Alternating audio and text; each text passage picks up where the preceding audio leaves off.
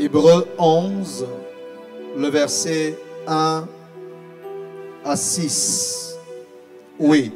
La Bible dit: or la foi est une ferme assurance des choses qu'on espère, une démonstration de celles qu'on ne voit pas. Pour l'avoir possédée, les anciens ont obtenu un témoignage favorable. C'est par la foi que nous reconnaissons que le monde a été formé par la parole de Dieu. Dis avec moi, c'est par la foi que nous reconnaissons que le monde a été formé par la parole de Dieu.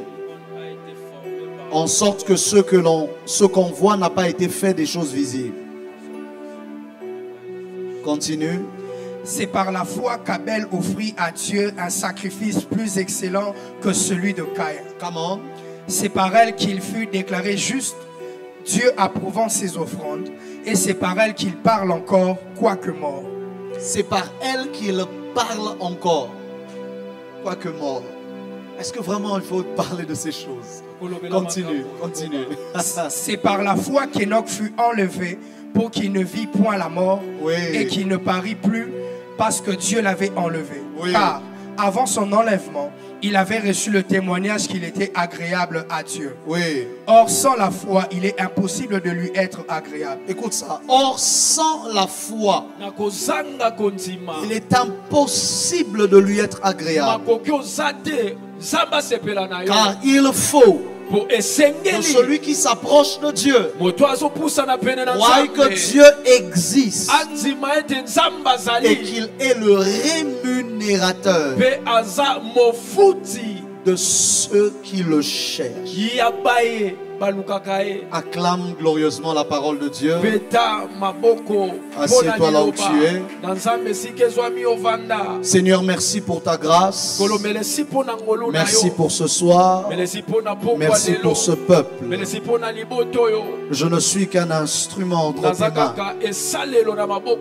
Je ne suis qu'un micro et tu es l'orateur. Je te prête mon corps pendant ces quelques minutes. Habite-moi de manière différente. Et sers-toi de moi comme bon te semble. Que ma langue ne soit pas un frein à la qualité de ton message. Et que l'intelligence de mes auditeurs ne soit pas obscurcie. Ainsi, après avoir fini de toucher ma langue, je te prie de toucher leur esprit et leur cœur afin de comprendre ce que je vais partager ce soir. Emmène-nous plus haut et donne-nous une profonde révélation. Au nom de Jésus-Christ. Amen. Amen. Acclame le Seigneur. Je vais démarrer ce soir comme un moteur diesel. Je vais démarrer ce soir lentement. Ça veut dire si tu es habitué à ce que l'on saute et on crie, tu risques d'être déçu au début. J'ai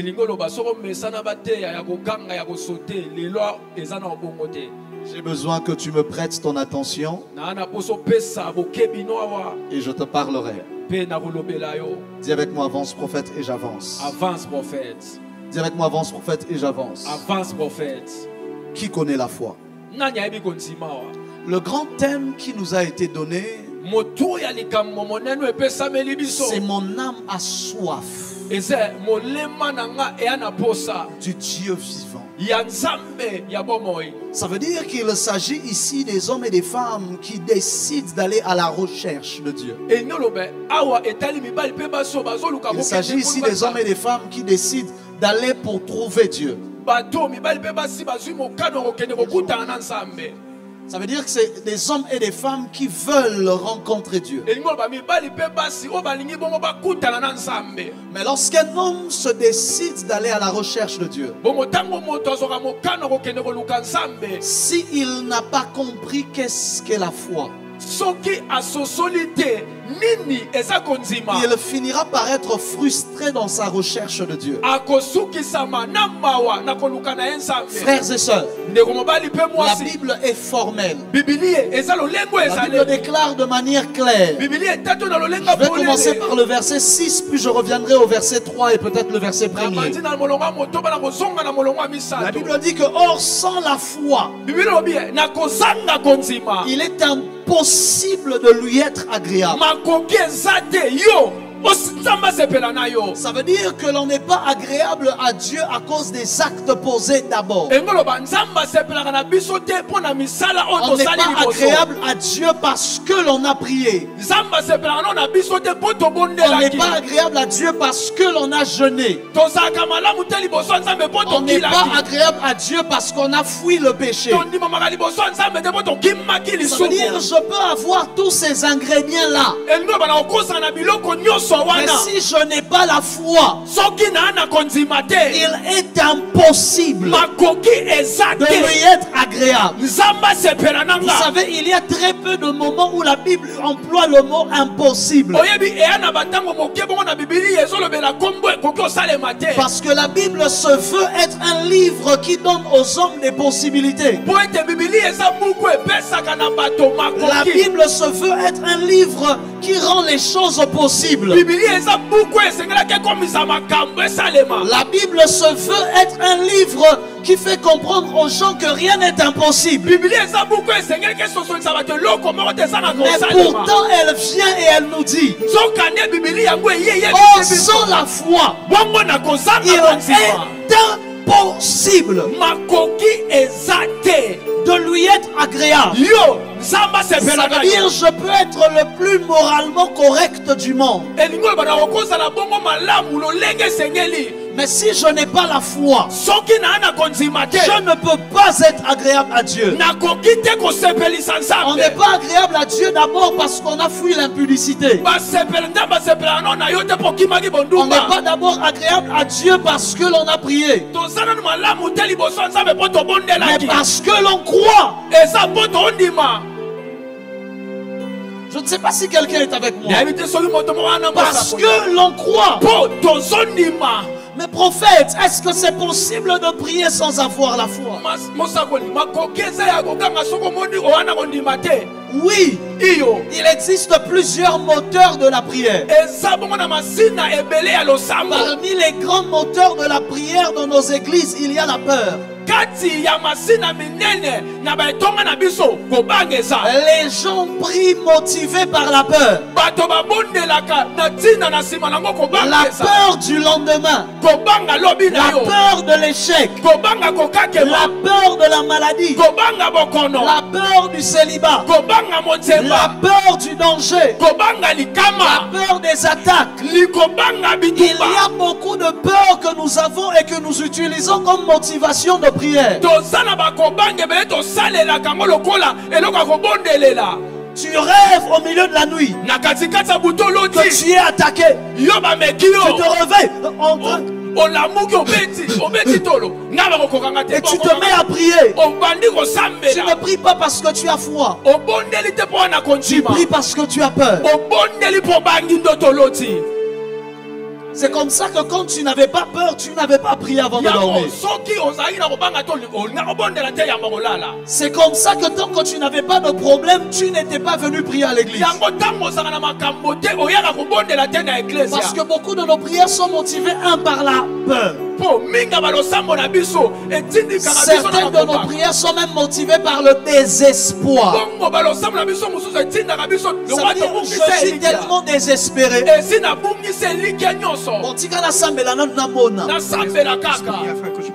Ton amen n'est pas arrivé ici devant.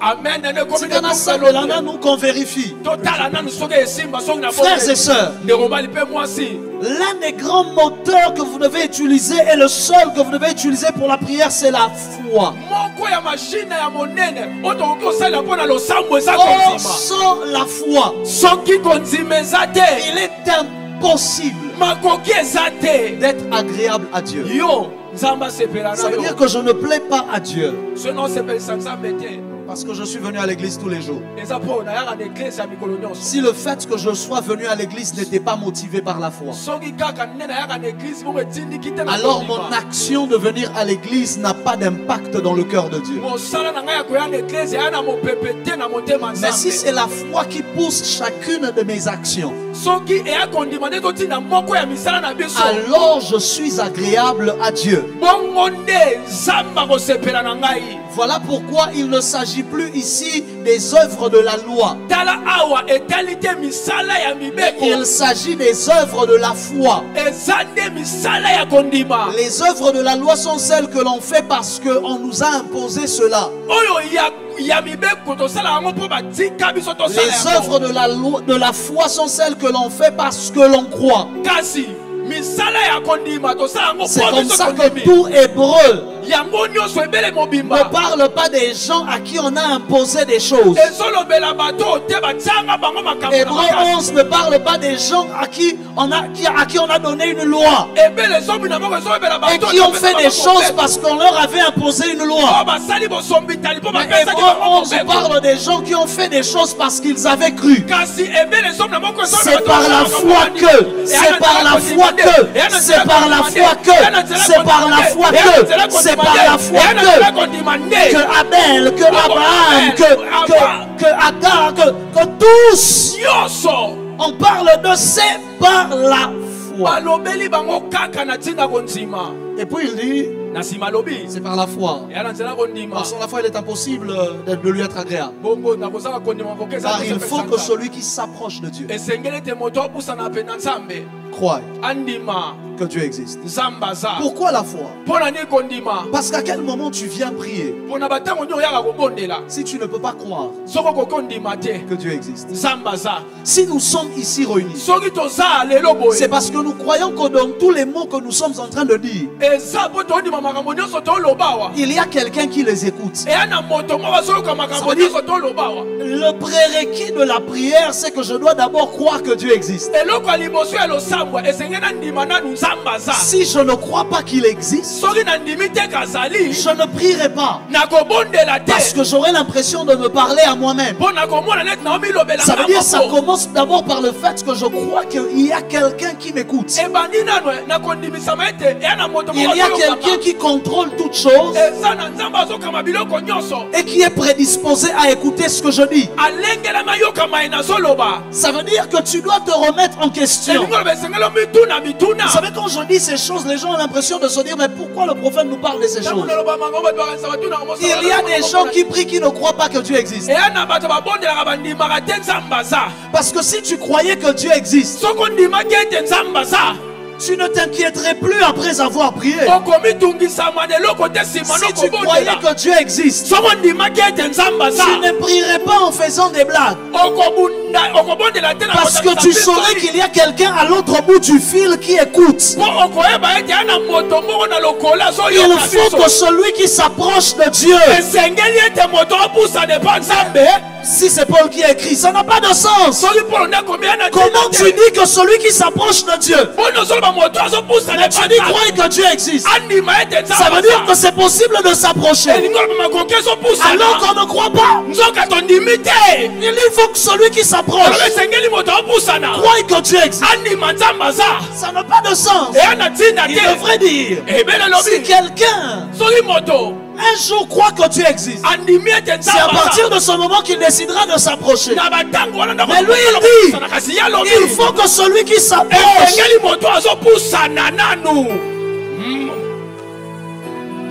de Dieu croit que Dieu existe. Paul, de quoi tu parles? En estimant que c'est Paul qui a écrit le livre des Hébreux. De quoi tu parles? Il me dit, je parle du fait que la Bible déclare, nul ne peut venir à moi si le Père ne l'attire. Ça veut dire c'est possible de commencer à s'approcher de Dieu, non pas par votre volonté, mais c'est parce que Dieu est en train de vous y attirer. C'est possible de venir à l'église pas parce que tu as voulu. Toi-même tu ne sais même pas ce que tu fais là-bas. C'est comme ça qu'il y a des gens, il est passé dehors. Et puis il s'est arrêté. Dis bon, chante d'abord pour voir. Il s'est approché de Dieu. Mais ça ne veut pas dire qu'il croit. Parce qu'il y a quelque chose d'autre qui l'a attiré. C'est Dieu lui-même qui l'a attiré. Oh mon Dieu, oh mon Dieu. C'est possible que tu ressentes le besoin de venir à la montagne de l'Éternel.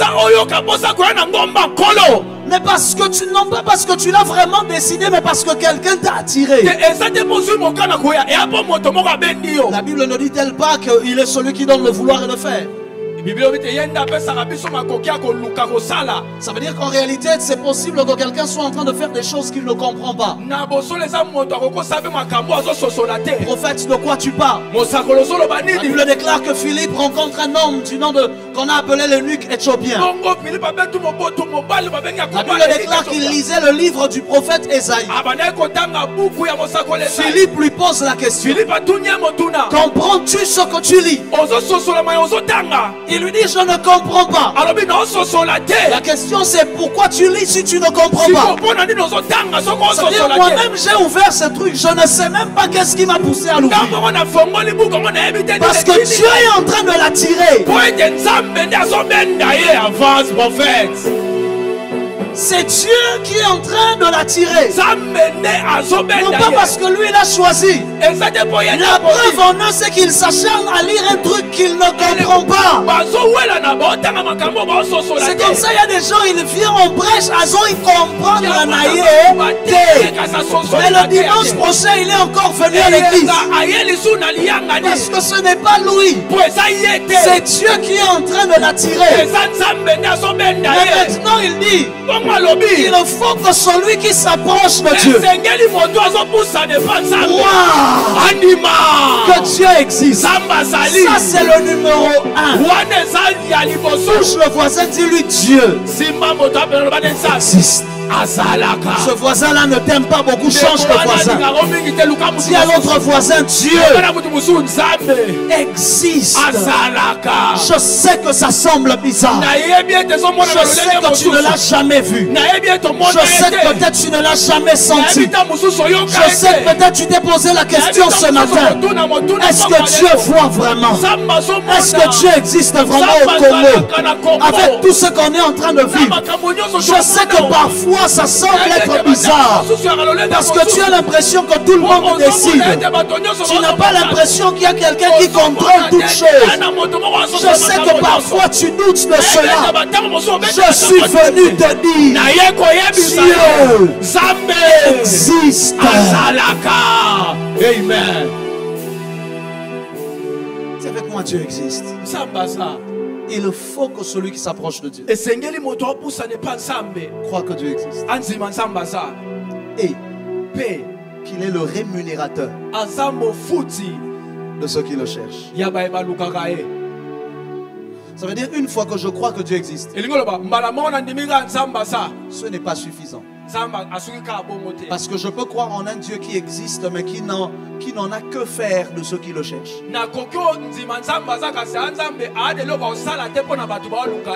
Je peux croire que Dieu existe mais qui s'en fout des êtres qu'il a créés. C'est comme ça que tu crois que Dieu existe, mais tu as du mal à croire qu'il se préoccupe de toi. C'est comme ça que tu crois que Dieu existe, mais toi-même tu te demandes: est-ce que Dieu s'occupe de mes affaires? Mais la Bible déclare: il faut que celui qui s'approche de Dieu, après qu'il ait fini de croire que Dieu existe, il y a une chose qu'il doit croire, c'est qu'il est le rémunérateur, non pas de ceux qui le trouvent, mais de ceux qui le cherchent. Avance, prophète. Dieu ne rémunère pas les gens parce qu'on l'a trouvé. Dieu rémunère simplement l'effort de la recherche.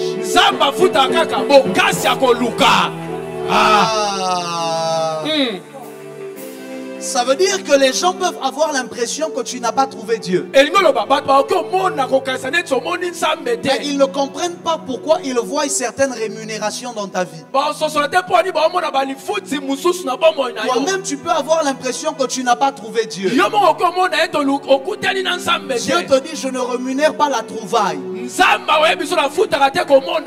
Je rémunère la recherche. Ton amen n'est pas arrivé ici. Amen. Parce qu'en fait, si Dieu rémunérait la trouvaille, vous ne comprenez pas. En fait, la Bible, quand elle choisit les mots, elle sait pourquoi elle a choisi. La Bible sait pourquoi elle a choisi ces mots-là. Parce que si on disait il est le rémunérateur de ceux qui le trouvent, frère, et comme il moi passe, c'est devenu difficile. Et comme il moi passe, c'est devenu un peu difficile. Si on disait il est le rémunérateur de ceux qui le trouvent, prophète Jimmy, ça devient un peu plus compliqué. Parce que la Bible déclare, tu es un Dieu qui te cache, ô éternel Seigneur. Si Dieu se cache, toi tu es qui pour réussir à le trouver? Si la Bible disait le rémunérateur de ceux qui le trouvent, ça veut dire que ta prière de 15 heures de temps serait égale à 0 si à la fin tu n'as pas trouvé Dieu. Ça veut dire que ta prière de 1 mois de 30 jours à la montagne de l'Éternel serait égale à 0 si à la fin Dieu ne t'est pas apparu. Combien de prières on a fait? À la fin Dieu n'est pas venu. Combien de prières on a fait? À la fin même une vision tu n'as pas reçu. Combien de prières on a fait? À la fin même un exaucement. Que dis-je? Même une apparition tu n'as pas reçu. Souviens-toi de cette nuit où tu as pleuré toute la nuit en disant Seigneur Jésus apparaît-moi. Tu t'es juste surpris que tu dormais déjà et tu t'es réveillé, il était 7 heures. Et Jésus n'est pas apparu. Si on avait dit il est le rémunérateur de ceux qui le trouvent, ça veut dire que toute cette prière là, 0. Avance, prophète. Si on avait dit il est le rémunérateur de ceux qui le trouvent, ça veut dire qu'après mes offrandes, mes sacrifices, et qu'à la fin je n'ai rien vu, ça voudrait dire c'est égal à 0. Ça veut dire que si on avait dit il est le rémunérateur de ceux qui le trouvent, ça veut dire qu'après les jeûnes que j'ai eu à faire, ou à la fin, j'ai même eu l'impression qu'on a bourré ici le sous biloko. Ça veut dire que ce serait égal à 0. Alors Dieu n'a pas associé la rémunération à la trouvaille. Il a associé la rémunération à la recherche. Afin que dès qu'un homme décide de rechercher, même s'il ne le trouve pas encore, il y a déjà une rémunération. C'est comme ça que la Bible déclare. C'est Gabriel qui parle à Daniel. Il dit le jour où tu as décidé, le jour où tu as décidé de t'humilier, de comprendre, c'est-à-dire de rechercher Dieu, une parole est sortie. Ce n'est pas parce que tu n'as pas vu l'ange que la parole n'était pas sortie. Ce n'est pas parce que tu n'as pas eu l'impression que l'exaucement n'est pas venu, que la rémunération n'est pas sortie. Dès le premier jour du programme à la montagne de l'Éternel, une parole était déjà sortie. Dis avec moi, Nzambe merci. Nzambe merci. Je sais de quoi je vous parle. Parce que si la récompense était attachée à la trouvaille, savez-vous qu'il est impossible de trouver Dieu?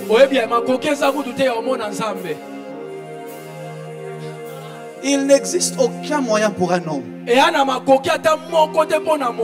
de trouver Dieu. Au début, L'homme était convaincu que Dieu était dans les nuages. C'est ce qu'on appelait le ciel. Jusqu'au jour où il a fabriqué des fusées. Il est sorti de la terre et il n'a pas trouvé Dieu. C'est comme ça que cet homme, Richard Wurmbrand, heureusement, qui était russe, si je ne m'abuse, je ne sais plus très bien, parmi les astronautes qui ont eu à sortir de la terre, quand il est revenu, il a fait une conférence de presse. Il a dit: j'ai une bonne nouvelle.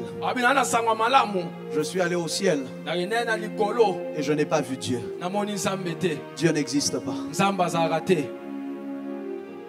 Il a eu 3 réponses. Non, ce n'était pas Richard Wurmbrand. La réponse qu'il a reçue, la première réponse qu'il a reçue, c'est Richard Wurmbrand qui l'a répondu. C'était un évangéliste qui avait été arrêté en comment ça s'appelle ce pays? En Iran. Pendant des années dans une pièce. Il était arrêté dans une petite cellule. Et tous les jours on vérifiait la cellule matin et soir. On checkait toute la cellule. On fouillait la cellule. Et l'histoire raconte que lorsqu'il a entendu la déclaration de ce soviétique-là, plus tard, il a envoyé une réponse. Il a répondu: j'ai fait 7 ans, si je ne me trompe pas, c'était plusieurs années, enfermé dans une petite cellule dans laquelle j'ai caché un stylo et un papier, un crayon et un papier, que les gardes qui fouillaient ma cellule n'avaient jamais trouvé en toutes ces années. Alors que ma cellule de prison était petite comme ça. Toi, tu penses que tu as fouillé tout l'univers et tu n'as pas trouvé Dieu. Si des gardes n'ont pas trouvé le crayon et le papier que je gardais dans ma cellule, qu'ils fouillaient tous les jours, est-ce que tu as fouillé tout l'univers et tu n'as pas trouvé Dieu? La deuxième réponse qu'il a reçue, c'était par une petite fille de l'Ecodim. Certainement une fille que les moniteurs avaient bien enseignée. Elle a répondu: monsieur, on nous a enseigné à l'Ecodim que seuls ceux qui ont le cœur pur verront Dieu. Peut-être que si vous ne l'avez pas vu, c'est parce que vous n'avez pas le cœur pur. Et c'était une réponse d'une petite fille. Je ferme la parenthèse. Qu'est-ce que j'essayais de vous dire? Tu vois que tu as été debout par la réponse d'une petite fille. J'essayais de vous dire qu'il est impossible à l'homme de trouver Dieu. Voilà pourquoi si la recherche, si la rémunération était attachée à la trouvaille, ça n'aurait pas marché. On aurait été les plus malheureux de la terre. Esaïe dit: tu es un Dieu qui te cache. Ça veut dire alors que tu cherches à le trouver, lui il se cache. Il se cache. Comment trouver quelqu'un qui se cache? Et si on ça la cache na cacheur professionnel. Tu as déjà joué au cache-cache avec quelqu'un? Vous avez déjà joué au jeu cache-cache avec un cacheur professionnel? Ça veut dire vous le cherchez, vous le cherchez. Vous vous fatiguez de le chercher. Et puis finalement vous dites: bon, c'est le soir. Et puis vous apprenez qu'il était rentré chez eux. Donc lui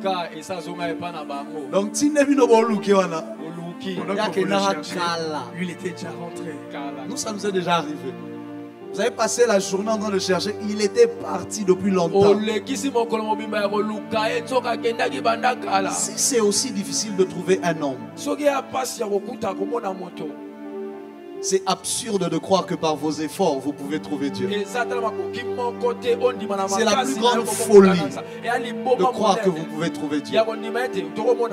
C'est comme ça que lui-même vient, il dit: vous me chercherez et vous me trouverez. Ça veut dire qu'il associe la trouvaille. Il l'a fait devenir comme une promesse. Parce que si ce n'est pas une promesse, vous ne pourrez pas le trouver. Alors il fait devenir cela une parole qui le lit lui-même. Et il ajoute: je me laisserai trouver par vous. Parce qu'il sait que vous ne pouvez pas le trouver. Alors il fait devenir ça une promesse. Il dit: je suis désormais obligé que si quelqu'un me cherche, il faut qu'il me trouve. Or, comme il ne peut pas venir là où moi je suis, je me laisserai trouver, c'est-à-dire ça veut dire vous savez, ces gens qui on a fait les gens cache-cache, vous l'avez cherché, vous ne le trouvez pas, lui-même il est fatigué de se cacher. Un moment lui-même il sort: je suis là. C'est ça Dieu. Parce que si ce n'est pas une promesse, prophète Jimmy, il n'y a aucun moyen par lequel on peut trouver Dieu. Si ce n'était pas devenu une promesse qui le contraint lui-même à devoir se laisser trouver quand quelqu'un le cherche, tu pouvais prier 550 ans et jamais tu ne le trouverais. Mais quand il a parlé, il s'est condamné à faire, parce que la Bible déclare qu'il a magnifié sa parole au-dessus de lui-même. La Bible déclare qu'il a voulu faire la promesse à Abraham.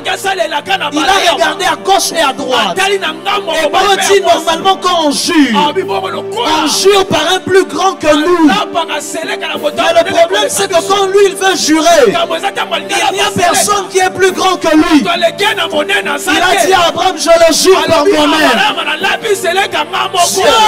Dieu n'est lié que par sa parole. Si Dieu n'a pas parlé, il ne peut pas faire.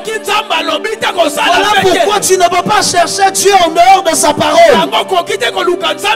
Parce qu'il n'est lié que par sa parole. Il a dit: vous me chercherez et vous me trouverez. Comment? Parce que je me laisserai trouver. Oh mon Dieu, s'il ne s'est pas laissé trouver lundi, réessaye encore mardi. Si mardi il ne s'est pas laissé trouver, réessaye encore mercredi. Si mercredi il ne s'est pas laissé trouver, réessaye encore vendredi. Mais comme il ne peut pas mentir, parce qu'il n'est pas un homme pour mentir, ni un fils de l'homme pour se repentir, il est condamné à se laisser trouver par celui qui le cherche et qui le cherche de tout son cœur. Ça veut dire que dans la recherche de Dieu, il y a deux récompenses. Numéro 1, la rémunération. Et numéro 2, la trouvaille. Qui est Dieu lui-même. Dans la recherche de Dieu, je reçois des grâces, je reçois des faveurs. Mais au final, il y a Dieu lui-même. La personne à qui je dois parler n'est pas venue. Si tu étais un homme de prière qui cherche Dieu, tu allais comprendre ce que je dis. Je suis venu dire à quelqu'un: je sais que tu avais prié toute cette nuit-là. Tu t'es réveillé le matin, même vision, il n'y avait pas. Mais je suis venu te dire: il a promis. Je me laisserai trouver par vous. Il a promis. Puisque c'est une promesse. Comme si elle tarde, attends-la. Elle s'accomplira. Elle s'accomplira certainement. Peu importe combien de temps ça prend. Tu es passé des 21 jours après 21 jours. Tu as fini 21 jours, tu es entré dans 40 jours. On t'a prêché, même tu es fatigué de prédication.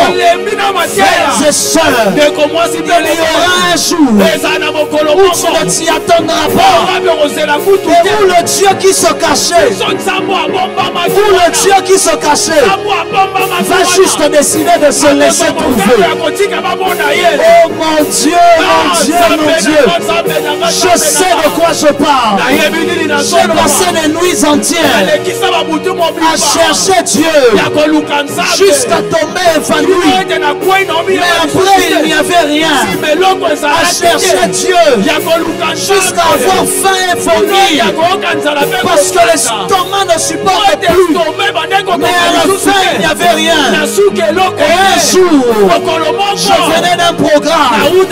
Je rentrais, j'étais abattu. Je chantais en route seulement. Et je rentrais à la maison. Et ce jour-là, je me suis endormi au salon. Je dormais par terre. J'étais fatigué, je n'avais même pas prié. Je n'avais même pas jeûné. Et celui que je cherchais a décidé de se laisser trouver. Celui que je cherchais a décidé de se laisser trouver. Il est entré dans ce salon. Il m'a attiré jusque dans les cieux. Et il s'est présenté à moi. Celui que tu cherches existe. Celui que tu cherches, il est le rémunérateur de ceux qui le cherchent. Oh, sans la foi, il est impossible de lui être agréable. Car il faut que celui qui s'approche, si avec moi s'approche, ça veut dire peut-être tu as l'impression que tu ne fais rien, mais tu es en train de t'approcher. Peut-être tu penses que tu blagues, tu es en train de t'approcher. Le problème c'est que quand tu t'approches, tu as l'impression que tu es statiquement. Après avoir prié ce soir, tu t'es approché. Après avoir prié la semaine passée, tu t'es approché. Il faut que celui qui s'approche croit que Dieu existe et qu'il est le rémunérateur de ceux qui le cherchent, de ceux qui le cherchent, de ceux qui le cherchent, de ceux qui le cherchent, de ceux qui le cherchent. Elle avait peur. Elle avait peur parce qu'elle disait, elle a dit à Mardoché, ça fait 30 jours que le roi ne m'a pas fait appel. Et quand on veut aller vers le roi, sans que le roi nous ait appelé, la sentence c'est la mort. Elle est allée prier. Et après elle a dit, s'il faut que je meure, je mourrai, mais je me lèverai et j'irai chez le roi. Il est le rémunérateur de ceux qui s'approchent. Il y avait une seule condition, c'est que quand tu t'approches du roi, tu allais mourir si le roi ne tend pas le sceptre. Mais ce jour-là, quand elle s'est approchée, elle a vu le roi tendre le sceptre. Ça veut dire que tu ne vas pas mourir, mais tu vas être rémunéré. Et parce qu'elle s'était approchée, le roi lui a dit, qu'est-ce que tu veux? Demande ce que tu veux. Si c'est la moitié du royaume, je te donne. Parce qu'il est le rémunérateur de ceux qui le cherchent. Voilà pourquoi nous ne sommes pas comme Esther, qui nous approchons en ayant peur. Mais la Bible déclare dans Hébreux chapitre 4, approchez-vous avec assurance devant le trône trône. Devant le trône. Je ne m'approche pas en ayant peur. Je ne m'approche pas en tremblant. Je n'ai pas peur de la mort. Comme le souverain sacrificateur. Le souverain sacrificateur. Le jour du Yom Kippour. Il s'approchait en ayant peur. Parce que si Dieu n'acclaye pas le sacrifice, il allait mourir. Mais nous ne nous approchons pas en ayant peur. Nous nous approchons avec assurance par la foi devant le trône de grâce. Ce soir, je m'a dit de te dire, approche-toi. Ce soir, je ne sais pas ce que tu cherches, mais approche-toi. Je ne sais pas quelle est ta prière, mais approche-toi. Je ne sais pas quel est ton péché, mais approche-toi. Tu ne t'approches pas du trône de justice, tu t'approches du trône de gloire. Tu t'approches du trône de grâce. Tu t'approches du trône de miséricorde. Que ton péché ne t'empêche pas de t'approcher. Que ta culpabilité ne t'empêche pas de t'approcher. Dieu m'a dit de te dire, approche-toi. Élève ta voix là où tu es. Commence à parler à Dieu. Commence à parler à Dieu. Commence à parler à Dieu. Dis-lui, je crois. Dis-lui, je ne suis pas désespéré. Dis-lui, je ne suis pas désespéré. Même si je ne t'ai pas encore trouvé, il y a une rémunération pour moi ce soir. Même si je n'ai pas encore vu ta face, ta main sera quand même étendue sur moi. Même si je n'ai pas vu ta face, ta main me donnera une rémunération. Élève ta voix. Parle à Dieu. Je t'invite, approche-toi. Je te dis, approche-toi. Il t'appelle, approche-toi. Il t'invite, approche-toi. Il te dit, approche-toi. Il t'invite, approche-toi. Il te dit, approche-toi. Yahweh te dit, approche-toi. Yahweh te dit, approche-toi. Malgré ton péché, approche-toi. Malgré tes erreurs, approche-toi. Malgré tes fautes, approche-toi. Malgré ta culpabilité, approche-toi. Même si tu es seul, approche-toi. Il t'attend, approche-toi. Jésus t'attend, approche-toi. Jésus t'attend, approche-toi. Jésus t'attend, approche-toi. Jésus t'attend, approche-toi. Même si tu as peur, approche-toi. Si tu es fatigué, approche-toi. Si tu es malade, approche-toi.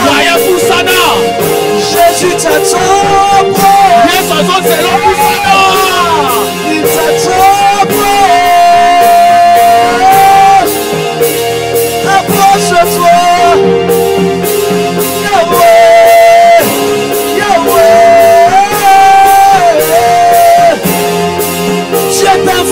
Dieu t'invite, Dieu t'appelle, Dieu t'attend, Dieu rendez-vous avec le ciel. Approche-toi, approche-toi.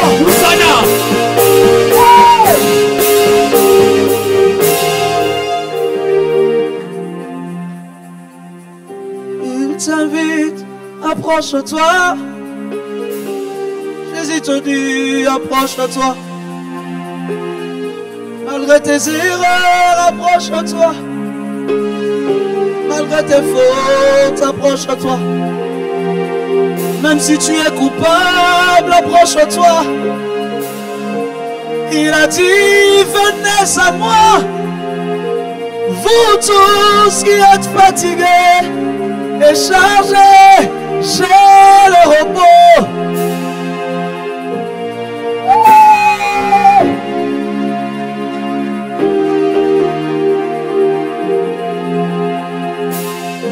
Oh.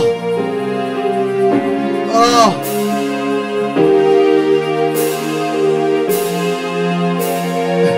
Laisse la musique. Écoute-moi. Yoka. Ce soir, alors que on est en train de clôturer ce culte,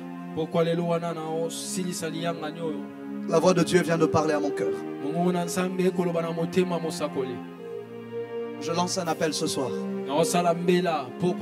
à des hommes et des femmes qui se sentent culpabilisés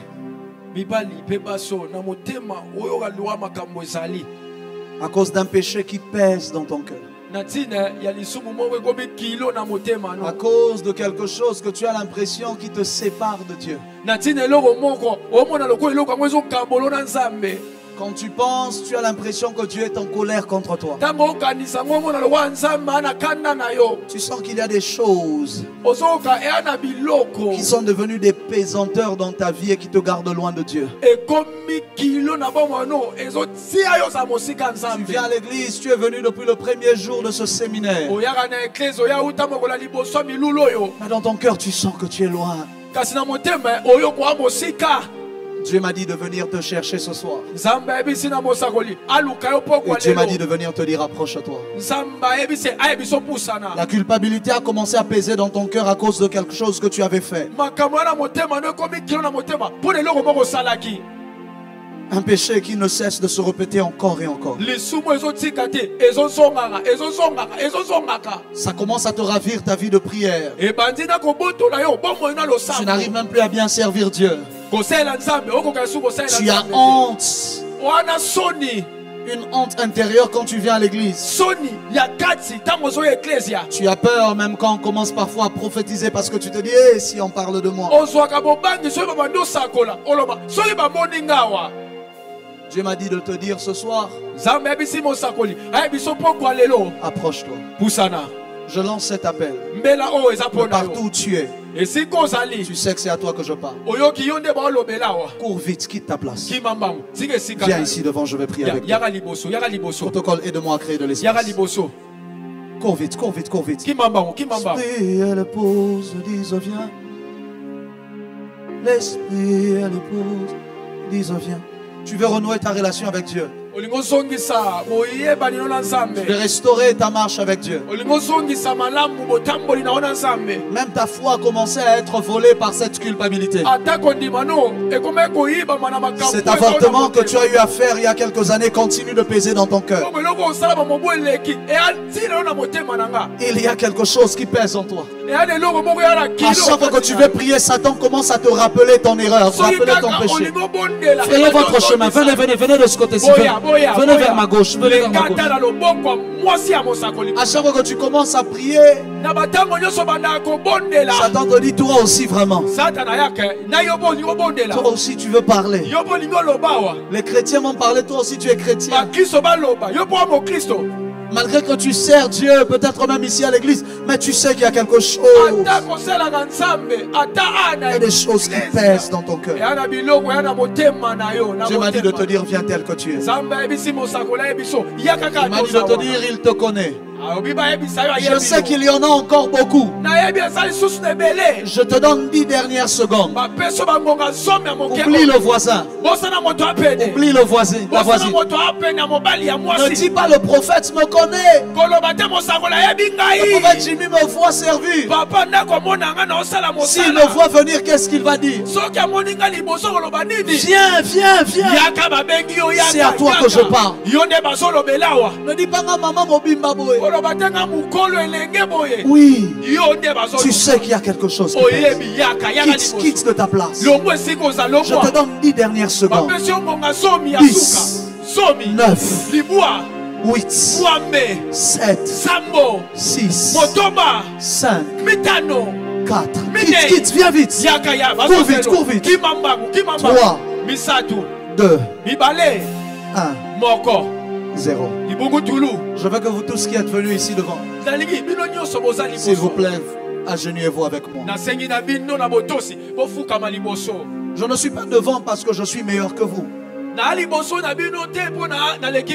Je suis devant parce que moi aussi je sais m'approcher. Élève ta voix. Dis à Dieu tel que je suis. Je ne te cache rien, je viens devant toi. Tu connais mes erreurs, tu connais mon péché. Tu connais ma vie. Je refuse de rester sur cette montagne en te cachant des choses. Mais je m'expose à toi tel que je suis. Viens me changer. Viens me libérer. Viens me transformer. Élève ta voix, parle à Dieu. Je te donne juste 30 secondes. Et je vais prier pour toi. Élève ta voix, parle à Dieu. Parle à Dieu, parle à Dieu.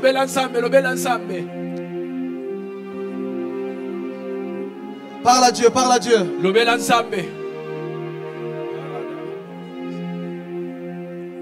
Nazala lokola yo salete omo inanga na yo salamo tutatsoli penaye mae te obongi nalo kumo nanyaza lokola nanyaza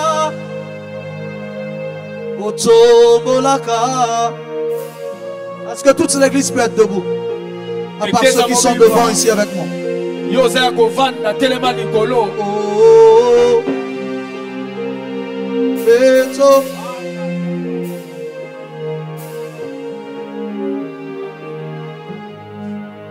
Nazala lokola nazala salete salete bomo inangana yayoe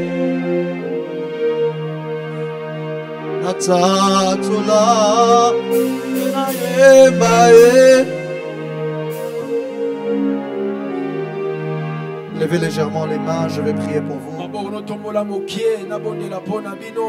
Père, Tata, tu as dit approchez-vous avec assurance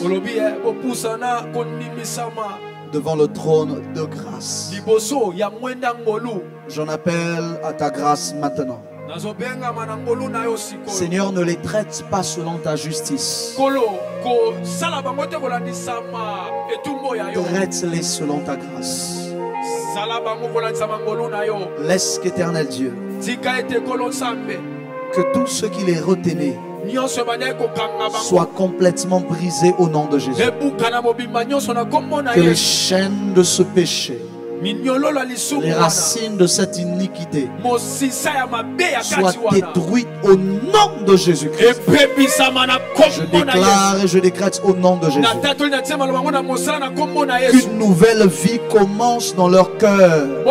Une nouvelle vie commence au-dedans d'eux. Au nom de Jésus, donne-leur une histoire surnaturelle avec toi. Au nom de Jésus-Christ, j'ai ainsi prié et déclaré. Amen. Amen. Lève-toi là où tu es. Est-ce que tu peux acclamer le Seigneur? Acclame le Seigneur. Rentre à ta place. Alors qu'on rentre à notre place, le deuxième appel que je fais maintenant, et c'est là que je m'arrête. Je veux que des hommes et des femmes prennent un sacrifice dans leurs mains. Prends un sacrifice dans ta main. Dis à Dieu, Seigneur, c'est parce que je crois que tu existes. C'est parce que je crois que tu es le rémunérateur de ceux qui te cherchent. Je prends ce sacrifice dans ma main parce que tu rémunères. Pendant juste quelques secondes, parle sur ce sacrifice. Prononce la rémunération que tu attends.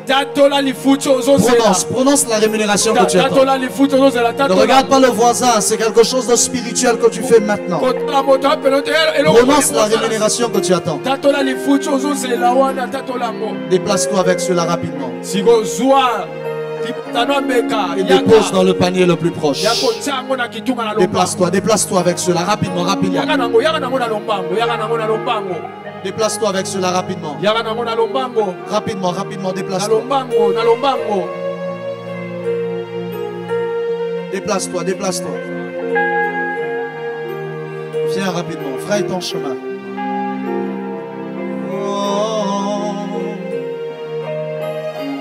Déplace-toi, déplace-toi. Déplace-toi, déplace-toi. Oh.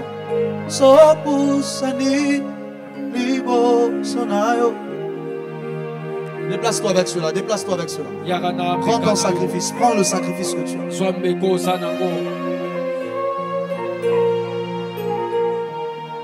Parle sur cela. Dis à Dieu, Seigneur, peut-être ta face je n'ai pas encore vue. Mais laisse-moi voir la rémunération. Peut-être ta face je n'ai pas encore vue.